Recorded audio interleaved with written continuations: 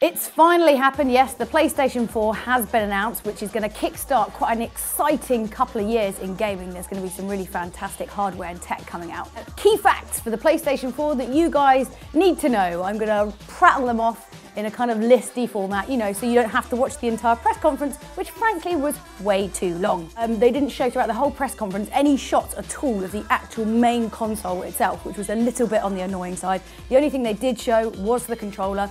So the new PlayStation 4 controller pretty much looks like a normal Dualshock controller, apart from some key differences. So there's going to be a touchpad in the middle, in between the analog sticks, so that you're going to be able to use that to control your character in interesting ways. It also has a kind of sensor on the front, which was highlighted by lovely blue light.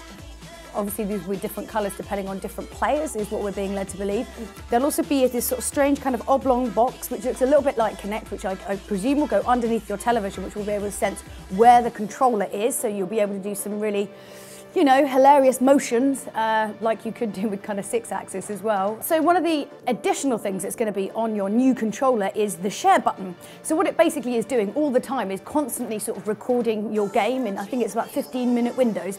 So if you press the button, you can actually choose then to upload that onto the internet. You can actually pick out clips and, you know, fine-tune it so you don't have to do the entire playthrough if you want to. But then that goes online and then you can share it with your friends, that kind of thing. So part of the key focus really for the PS4 meeting is this kind of connectivity with absolutely everything. And, you know, not only like the PS Vita, but like your phones, your tablets, everything. And even just your kind of online persona as well. They're trying to kind of link all of these things together. So instead of it being kind of like a kind of separate online persona you're going to be having, it might all be linked and interweaved with things like Facebook and stuff like that, which is interesting. There's going to be a quick load button. Instead of like normally when you want to like finish a game, you have to save it and then you have to power down the console and then reload it and reboot it, bring up, and it's all just a bit of a faff basically. With the new PS4, you're going to be able to do like kind of quick reboots. It's going to be like, you know, pressing a button just to quickly power it down. It's going to load and save all of your information, and then you can quickly flick it back on.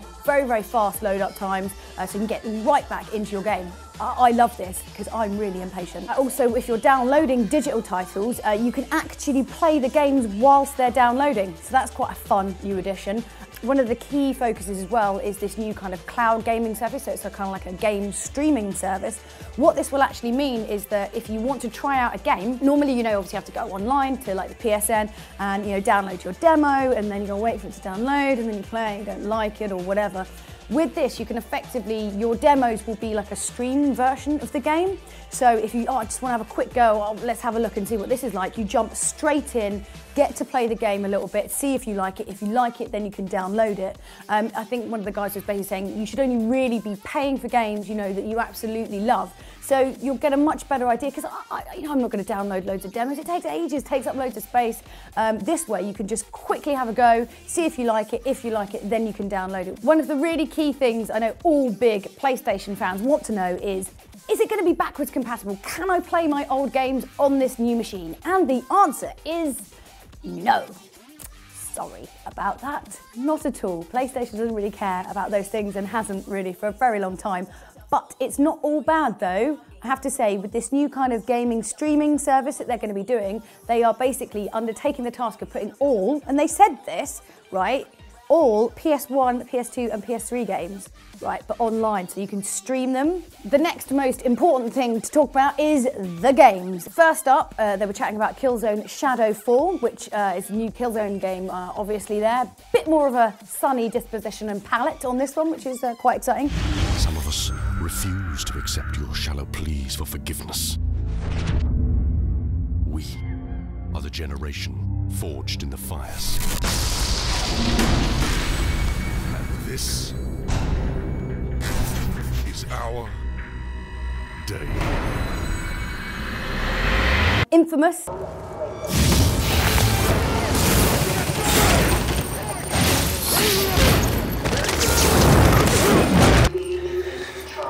You are not in control. A new game called The Witness, which is kind of like a mixture of Myst, if you played that, if you're a loser like me. Mist, and the very, very popular downloadable Flower as well. That looks quite exciting. Quantic Dream's David Cage, the guy who made Heavy Rain, come on to give us like a tech demo of this really, really quite creepy looking man. And he was talking about like polygons and stuff, which is just, apparently there's 30,000 in there. I think that's a good number of polygons, I guess, I don't know. Basically, the guy looks super real and super creepy. Obviously, this is in reference to his new game that's going to be coming out, obviously for the PS4, although they didn't technically say it for the, yes, which is called Beyond Two Souls, which is starring Ellen Page, which is going to be pretty amazing. And if you've played Heavy Rain, you should be pretty excited about that. Next up, they were talking about Drive Club. Fight Club jokes aside, this is basically a kind of clubbing, not dancing clubbing, but like with your friends, gaming experience, driving experience. So you kind of get together, make your little team of racing chums, and then off you go and race against other clubs. There wasn't really much more to do about it apart from that, really. Next up, we had Yoshinori Ono come on, this is obviously Capcom's main chap, to talk about their new engine. And, you know, I know most of you guys probably aren't that excited about new engines, but it does make developers pant-wettingly excited when there's something new to play with, let's be honest. This one's called Panta-Ray.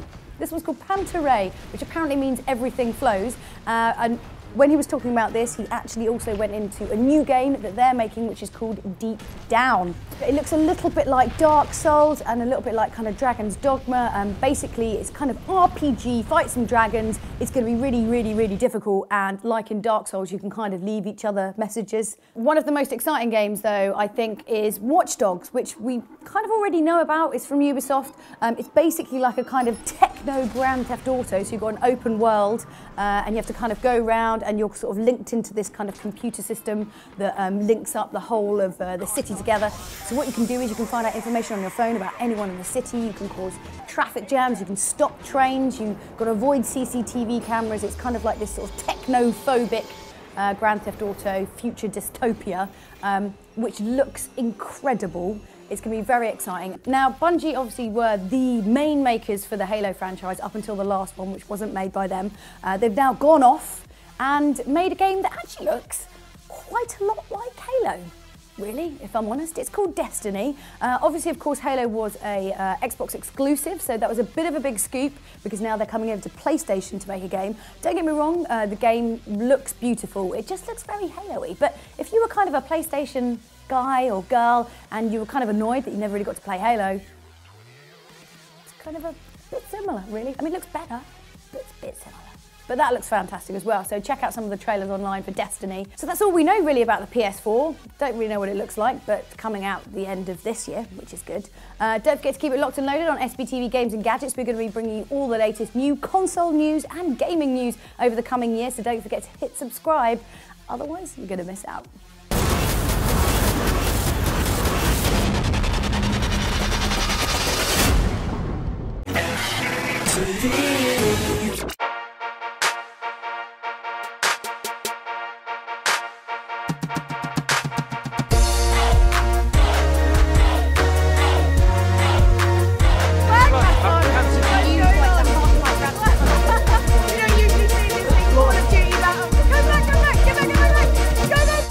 This is your boy Kevin Hart. Right now you're watching SBTV, UK's leading youth entertainment station. Right now I just found out you guys are getting about 6 million hits a month. Fuck you, Jamal Edwards. I'm famous. I don't get nothing close to that. You can kiss the back of my balls. That's right. I said it. I don't know what you're doing, but I promise I'll report you for steroids, and I don't know if that's going to help. But it stops baseball players from playing, so it's probably going to do the same to you. Fuck you, man, and your success.